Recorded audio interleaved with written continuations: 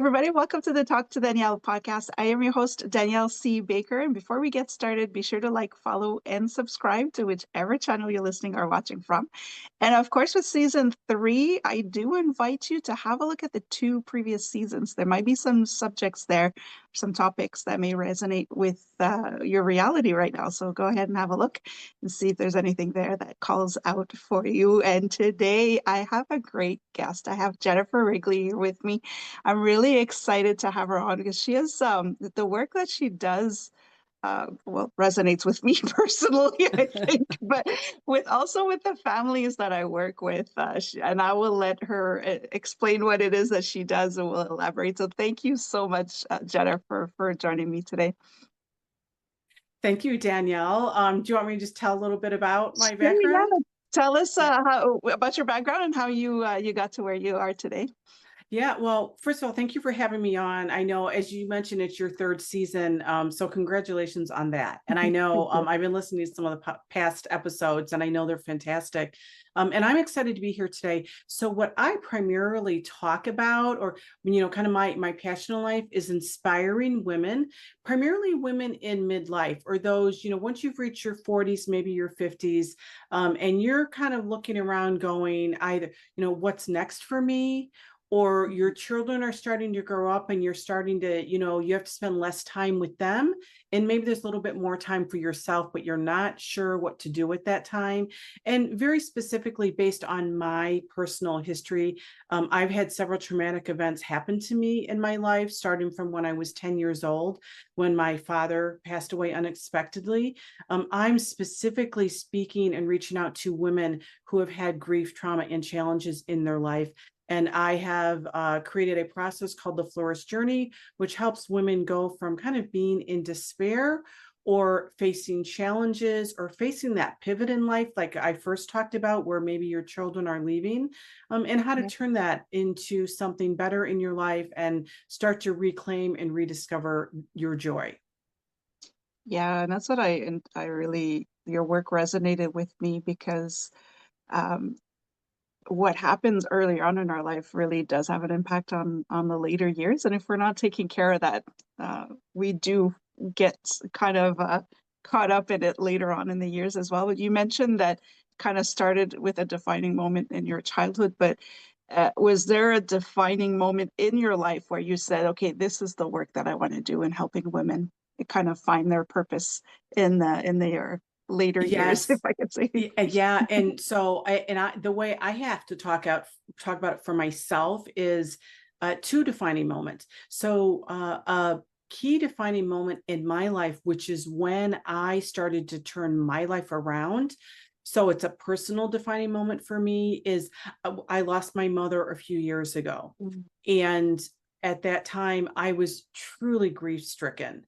I was on the kitchen floor, just grieving for that loss. But what happened was, while I was grieving for her, a lot of trauma and things that had happened in my past started resurrecting in that specific moment. So while I was already grief stricken, there was a moment where I was overcome with thoughts about, how am I going to get up off the floor? I'm not going to be able to get up off the floor.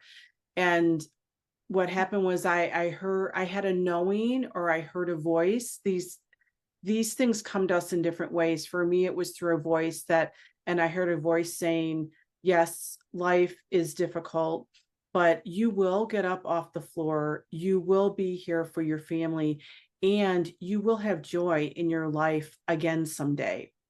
And that was my defining moment, in terms of, I had just been living this life of, is this all life is? And I was feeling down, and I had depression, and just in a really tough spot. And it was that voice at that specific point in time where it got me up off the ground. And I was like, okay, I need to take control of this, and I need to turn my life around. That was my defining moment, when I started on my own personal journey of discovering joy again in my life, or really learning to live again with intention and with hope and with possibility. But then you specifically asked me, when did I decide to do this to support other women? And that came a little bit later. I had to go through that whole healing process myself. where I got to a good place in my life. And it is a journey and it does take time. But when I got to that point, I started to see in other women's eyes, in my conversations, in Facebook groups, how many women were feeling despair, were feeling down, were really terrified that their children, the whole empty nest, they were Yeah. terrified about what life was going to mean for them after that. That's when I was like, okay, I've been through this process. I know what you can do to get out of this. And that was my defining moment for starting. My brand is Flourishing Over 50. And that's when I started to say, I need to help other women. Yes. And it's so important because I think there is something that happens specifically to women. I know men go through their things as well, but as a woman, I can speak for a woman, is that moment where you do, because we devote so much of our time to our children, our families, even if we don't have children, our families, we're also part of that sandwich generation where we're taking care of kids, but we're also taking care of aging parents. And when they do go, it leaves a big void, or you can even have burnout from being a caregiver. So in rediscovering yourself and finding that joy after 50, is there, from your experience, is there something that we're doing as in our younger years or habits that we're picking up that can lead us to feel like we've lost ourselves, living a life for everybody, but not taking that time for us? Is there something that you see, a pattern that you see where we may not even be aware that leads us to kind of feeling empty later on? Yeah, so it could be a pattern, it could be a habit. I think it shows up differently, maybe in every woman in a Mhm. different way. And I wouldn't want to say like, well, you caused this yourself, because I feel like what happens is when we have children, or if we don't have children, we might have family members that we take on responsibility for. Yeah. We are so great in that we give it our all, right? They become our priority. They become everything that we're living for. We put everything into it. And part of that is, I know for me, you never want to see a loved one feel bad or feel Mhm. hurt or go through hard times. So we step in and we try to fix it, or we try to keep peace if there's not peace in the house. We Right. try to take the lead on making everything feel good, feel peaceful, feel perfect. We feel responsible for other people's joy and happiness. And it's something that we just take on. And so, if I could go back and talk to myself maybe in the earlier years, I would focus on things like you don't have to be fully responsible. You can help, but you don't have to be the only one. Share the burden. But also, what are some things that you can do for yourself? Because I know that women like this. I know women like this. They reach middle age and they don't even know who they are because Mhm. they don't have habits of their own. And, their habits are making dinner, taking care of the house, taking care of a loved one. You mentioned the sandwich generation. We're taking care of our parents. So we've lost a lot of who we were along the way. Yeah. And that I'm glad you brought that up because that is another question that I wanted to ask you is because and it could even be for the community. Sometimes it's not even just our children or family, but just in the community Mhm. overall, we give ourselves a little too much sometimes. But are there anything or any recommendations that you would have where we can build into our daily routines, little things that is for us so that we don't feel depleted or we don't feel like there's I guess Yeah. what I'm saying is, yeah, I think you know what I mean. I'm searching for my words Yes. right now, but yeah, is there Yeah. something for the younger ladies? What can we build into our routine so that we don't Yeah. get there when we're older? Yeah, and so I want to say things like, and these are all good things, eating healthy and Mm, exercise I think is pretty important. But what I really want to say is every single day you need a little time for yourself. And for someone who has young kids, you might have to go into the bathroom and shut the door and have some quiet time. But we often are running all day, every day, and have literally no time for ourselves. So if you can make time every day for yourself, and I know some women or some people will say this is impossible, I don't have that time, but I'm going to encourage you to set a timer every day. And if you need to start with 1 minute, start with 1 minute. But I want to encourage you to build that up. And what that means sometimes is setting some boundaries. So you may need to say, okay, I'm closing my door for 20 minutes. Don't come in unless the house is burning down, or set some boundaries. And so many of us are hesitant to set boundaries. We feel it comes across as assertive, or we don't care about you. And it's not at all the case. It's just giving yourself a little bit of time really to do whatever you might want to do. Yeah. And that goes a long way, because I remember when I started the thing, I was in my early 40s at the time, the same. And I was just saying, I started with 5 minutes a week to Yeah. myself. Yes. And, and I'm thinking, Yes. how did I get to a point where I can't even find not a day, but a week? It's like, okay, I'll start with a week and then I'll try to incorporate it every day. But yeah, it can go, everybody is different, but just to have these conversations for women to feel normal, to say, okay, I'm not the only one going through this, and how did I get there? So if we Yes. could talk about it more, is to prevent that. That kind of leads me to my next question, is if you have any advice, because you do have a 7-step process, so we could talk about it a little bit later, but do you have any advice um, for women who now have, let's say, their children are grown, they've moved, or they're sadly their parents have moved on as well, and they're left not having to, with no longer having the responsibilities that they put so much emphasis on, and now they're left with, okay, now what? Do you have any advice for those ladies on how to take that now what to be able to reclaim their joy? Yes, and I'm not going to say it's always easy. It really depends on Mhm. your personality. But what I feel we need to do is, when we're kind of in like the now what stage, is use our what's the right word?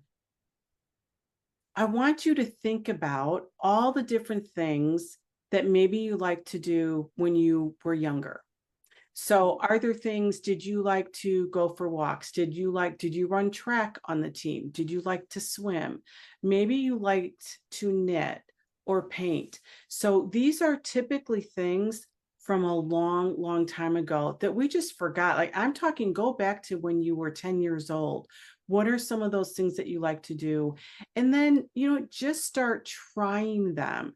I know it's really hard to get out of the habits of things you're doing today, but if you, maybe you're not up for trying a painting class, which is something I highly recommend, like some type of class that you could take because you can meet others. If you feel it's too big a step, then go to the craft store or Michael's or Target, pick up just a blank canvas, a notebook, and some paints, and start doodling. Yeah. And believe it or not, once you try different things, they're not all going to hit home, but you're going to start to find something that maybe resonates. Then start doing it a little more. And then all of a sudden, you're ready to maybe join a Facebook group that is about this type of art. Or maybe you're ready to take a class in your local community where you can start meeting people. So it's really about being open to new, different creative ideas, but somewhat based in what you used to like to do. Yeah. I think that's great, because yes, it's usually where we were the most passionate about things, that really represented us at the time. So I think that's great. Can you also, like you kind of mentioned, we combined a couple of things together, but to talk about the work that you do, what is the program that you have, that you could talk a little bit more, maybe without giving away everything, but just kind of see if this resonates with anybody and what they could be looking forward to when they're working with you. Yes. Oh, and I'm fine giving away everything. That's Okay. what I'm here. I'm here to help women no matter what. So, Right. yeah. So, I created something called the Flourish Journey, and it's 7 steps. What I'd like to do in kind of shorter venues like this is talk about some really practical, steps or tips that people can take away. But it is a program where I do workshops. I speak from stages. And I'm also creating a course where women can go through this. But essentially, I try to meet women where they are. And so the Mhm. very first step is called the daily joy practice. And I use something called the joy triangle. This is something very practical that really anyone can use. But essentially, I want you to try to take 3 minutes a day. So we talked earlier about, try to get a little time for yourself. This one specifically, I'm asking for 3 minutes a day. And I want you to spend 1 minute focusing on what you're grateful for that day. So spend 1 minute thinking through. Some people like to journal. Some people might do it in an artistic way, or you might just be sitting in your car and be like, what am I grateful for today? And I like to focus on those small things that maybe you don't even notice them. Because when we are in it, we don't notice things like the beautiful red cardinal that flew outside my window today, or the Yeah. flower that's coming up, when spring is starting to come. Little things like that can really make a difference in our life. So when I focused on smaller things or ask people to focus on small things like that, what it does is make you a little bit more aware every day when you're out and about. Oh, what could I be grateful for today? And it changes the tenor of your day, because now you're starting to look for something special, something that you could be hopeful for, instead of kind of slogging through your day like many of us do. So that's for 1 minute. Then I want you to sit in stillness for 1 minute. And this is, what you talked about is you had 5 minutes a week. I'm hoping women can find 1 minute a day. And as I have said, it might be in your car while you're, at a stoplight. It might be while you're in the bathroom while the kids are outside. But I want you to be still for 1 minute. And what that means is you don't have your phone. You don't have your phone on, you're not looking at your phone, you're just sitting in stillness. This is a way for you just to cultivate, who am I being today? And then the third, as I said, it's a joy triangle. So the third leg of the triangle is intention. And so after you've thought about gratitude and you've had a little stillness, I want you to think about your intention for the day. And this isn't a to-do list. It is what I call a to-be list. So who do you want to spend time with today? Whose life do you want to impact? So I'm thinking about intention less from this is what I have to get done today, and more, this is who I want to be today, or this is the impact I want to have on someone's life today.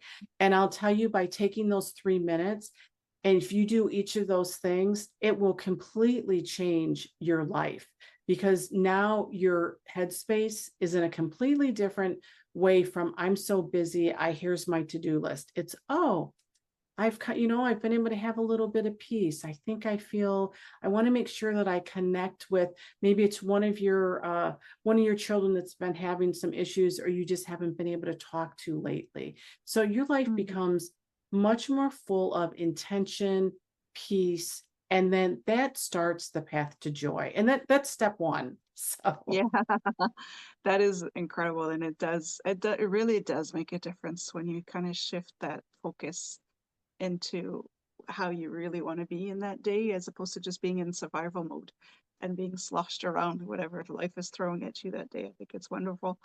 It's and that's step one. So I can yes. imagine how much further we could go with that.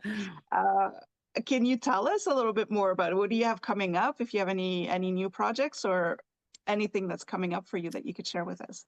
Yeah, so I am in the process of writing a book, but that's a long lead time. So that's a way out. But I am in the process of launching a workshop that women can sign up for, where they can go through the whole 7-step process that starts with step one, which starts with the joy triangle practice. And there's a lot of fun and great things built in. So you kind of end in a really great place. So I do have that workshop that will be coming up on my website shortly. And my website is Flourishing Over 50. And my social media is the same. So Flourishing Over 50 with the 50 spelled out. Okay. Oh, that's great. And I'll put that in the description as well, so people can relate to it and can look at it. I mean, and then follow you as well. That would be great. I do have another question that I asked, and I can't remember if I prepared you for it, but it's a question I ask all of my guests. Okay. I think you can handle it if I didn't. But my question is, what do you want to be when you grow up? So I'm so excited to say what I want to be when I grow up is what I am right now. And but I'd like to do it more. I'd like to do it full time. I would love to be the person that is spreading a process, a framework, a journey for primarily women to Mhm. rediscover their joy, rediscover their life, and find themselves again. And especially as I started out with women who have dealt with grief, trauma, and a lot of challenges. I have a lot of stories to share of my own path through that, but how we can begin to live again. That is so important. That's such a great place to be able to help others. Because I think when we're helping others, we're helping ourselves heal as well. And Hmm. those are the critical years where we start experiencing more losses, if I could say. Like it could start very early, but I think there's so many transitions in life at that moment. And loss and grief can not just be the loss of a person, but many different things in your life. Like I'm experiencing the loss of like, my knees are not cooperating as much as they used to, you know? So it doesn't have to be, but it is things that we do have to go through. And it's great to have that support and realizing that we're not alone going through Yes. this that Yeah. And so also things like career, yeah, a lot of people are facing career issues, and you're kind of like, yeah, oh, what do I do? Like we talked about, parents taking care of parents or losing parents, our pets. So you're right. There is a lot of different ways loss and grief show up in our lives. And the truth is we do face more and more of that as we age.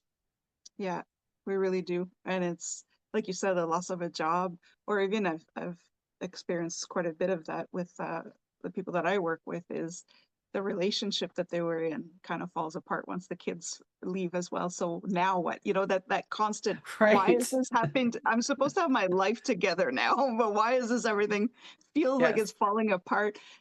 So that's what's great about the services that you have and the program that you have is it helps build back up, but the way that you wanted to, not the way you were expected to, you know, when you were earlier, which is great. Yes. Yeah. And that is a really key important part of my process is we spend a lot of time thinking through and deciding, what do you want to be? What do you want your life? Essentially your dreamscape. What do you want your life to look like? And it's shedding a lot of those expectations and habits and really, dreaming, what do you want your life to look like? Oh, that's wonderful. I love that. I really like, I could talk to you all day about this, but Yeah. I'm gonna try to close it up. But I think you had mentioned you had an offer that you could, Yeah, yeah, yes, I do. So I talked about the joy triangle, and I had this really great, it's a really simple, just couple pages, but it is a graphic of the joy triangle with intention, gratitude, and stillness, and then kind of the steps on how to make it most effective work for you. And I'm happy to send that to anybody that's interested. oh, that's wonderful. That's a very nice gift to give, and I'll add the link in the description box as well, so people can have a look, so they can follow you on my social media and your website as well. But for that offer to they could get started with some Yes. practices that will help them bring that joy. I really appreciate our conversation. Like I said, I could talk to you all day, but before we wrap up, is there anything that you would like to add, or anything you'd like to kind of leave us with some kind of wisdom? You know what, my wisdom is, I just want women to know, and this actually it holds true for men too. It just, my audience happens to be particularly more women. I want you to know that you can create a new story for your life, and don't let anybody tell you that you can't. And I know you're going to feel sometimes that you can't, but I'm here to tell you that you can create a new story for your life. That's wonderful. Such an important message to have. Yes, we can do it. We can have it all. Mhm. I love that. Thank you so much, Jennifer. I really enjoyed our talk. You bring, even now, I'm feeling more energized. And we mentioned off camera that I was just like meeting after meeting after meeting. I'm feeling depleted, but just that conversation with you, I'm already feeling a little recharged. So thank you so much. Good. Imagine just in that little time we had together, I'm already feeling at low. I can only Yeah. imagine what it's like to work with the 7-step process. Love it. Thank you. Thank you again for coming on and sharing. Anytime you have something on, you're more than welcome to join me. Great. Thank you so much. I appreciate it. Thank you. And for everybody watching, don't forget to like, follow, and subscribe to whichever channel you're listening or watching from. Don't forget to go check out Jennifer's work as well in the links so you can start your reclaiming your joy as well. And until next time, stay safe, stay awesome, and we'll talk soon.